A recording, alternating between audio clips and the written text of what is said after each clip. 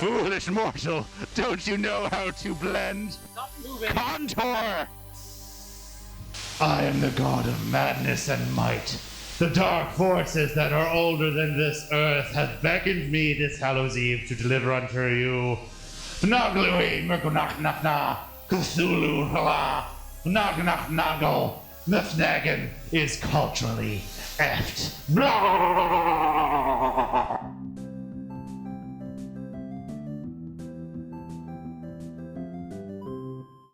A darkness has found its way into our world, darker than the everlasting void and far more evil, spreading itself into our films, our comics, even our children's books. There was one who documented this darkness before its invisible tendrils infected our media.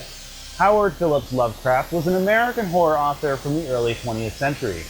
His works are now in the public domain, which means anyone foolish enough to do so can adapt his works. That's why recently you've seen the dark gods mocked as villains in children's board games, collectible in-game downloads, flushed stuffed animals, and memes. Memes!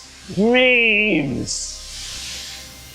The mythos surrounding Cthulhu is now trivial, joked about jovially, even being included as a parody political candidate.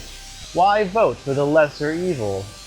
H.P. was an outsider, but not because he was shunned. Oh no, far worse still. He shunned himself. His own appearance and social dissonance gave him deep anxieties. His father died when he was 7, leaving an overprotective yet unaffectionate mother. He was a shut-in for much of his youth. Considered an effeminate child, his mother told people he didn't leave the house because he was ugly. H.P. would internalize this and would hold this anxiety into adulthood. His family was plagued at all corners with health issues, addiction, anxiety, depression, as well as the more deadly illnesses common at the end of the 19th century. H.P. spent his shut-in youth in his attic reading from his grandfather's library. His grandfather would tell him ghost stories, and H.P. would read books on the previous 200 years of science and collected European myths. He became most interested in chemistry and astronomy, learning about deep time and the scientific method.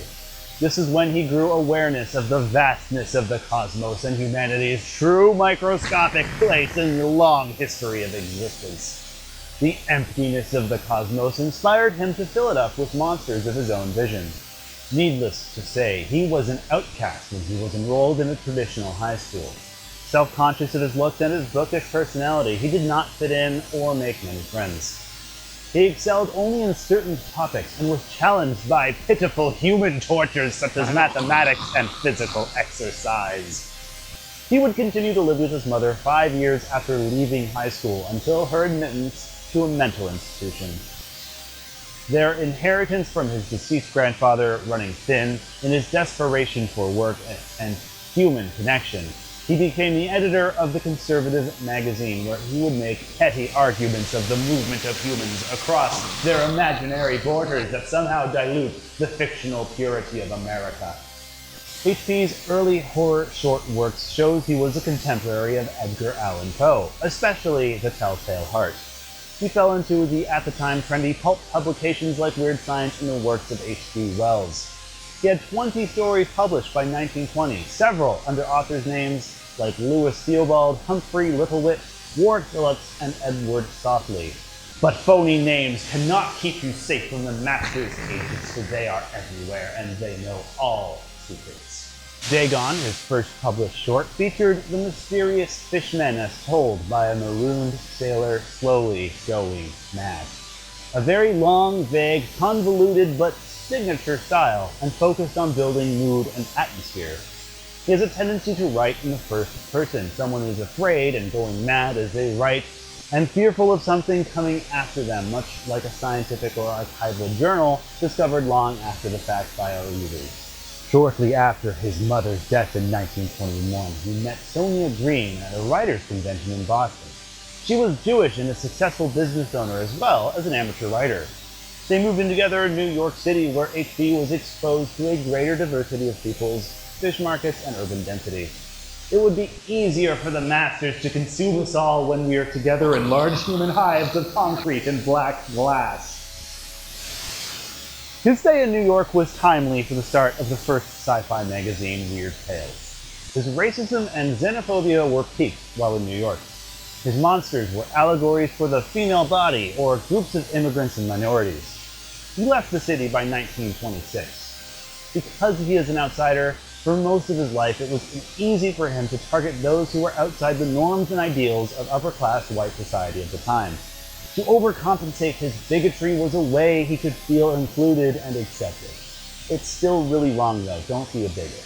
He built up his mythos over the next few years in the various different short stories, including his pantheon of gods and the Necronomicon. After struggling to find regular work in New York, he would return to his hometown of Providence. The first work he wrote when he settled was Call of Cthulhu. He drew inspiration from fish, squid, and octopi that he saw regularly in the fish markets of the big city. They were grotesque and from another world entirely. To quote Lovecraft on the nature of Cthulhu, "If I say that my somewhat extravagant imagination yielded simultaneous pictures of an octopus, a dragon, and a human caricature, I shall not be unfaithful to the spirit of the thing. A pulpy, tentacled head surmounted by a grotesque and scaly body with rudimentary wings. It represented a monster of vaguely anthropoid outline, but with an octopus-like head whose face was a mass of feelers, a scaly, rubbery-looking body, prodigious claws on hind and forefeet, and long, narrow wings behind. This thing, which seemed instinct with a fearsome, unnatural malignancy, was of somewhat bloated corpulence. He wouldn't be such a bigot, and maybe he would be like a really kinky scaly. Yeah. He'd probably be a men's rights activist, too, would be kidding. The name Cthulhu has no proper pronunciation, so I'm going to pronounce it however I want. A word in a language not meant to be spoke by human vocal cords. H.P. stated in a letter in 1934 that it was more of a two-syllable cough. To quote him again, "The actual sound, as nearly as human organs could imitate it or human letters record it, may be taken as something like Cthulhu, with the first syllable pronounced gutturally yet very thickly. The U is about like that in full, and the first syllable is not unlike clo in sound, which is with the tip of the tongue firmly affixed to the roof of the mouth. So it's a little bit more like Klingon. The best approximation one can make is to grunt, bark, or cough the imperfectly formed syllable kla, since the H represents the guttural thickness. The second syllable is not very well rendered, the L sound being unrepresented.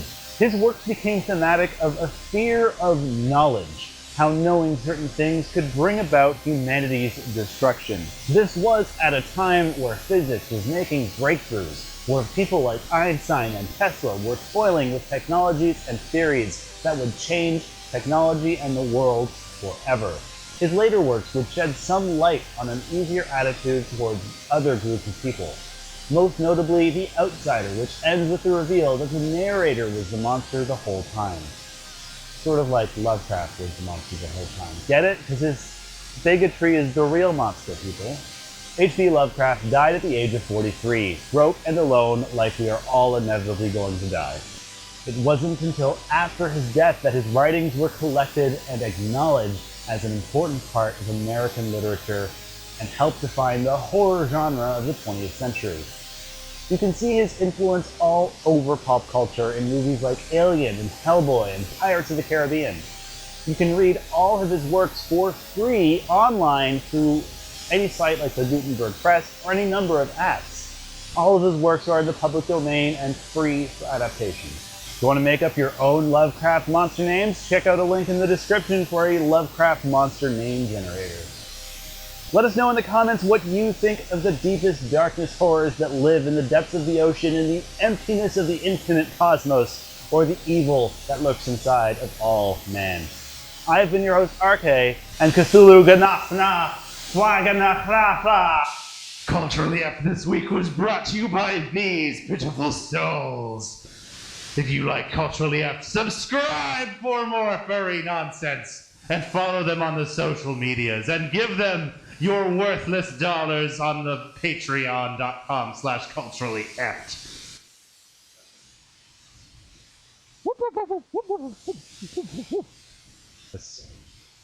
I didn't realize.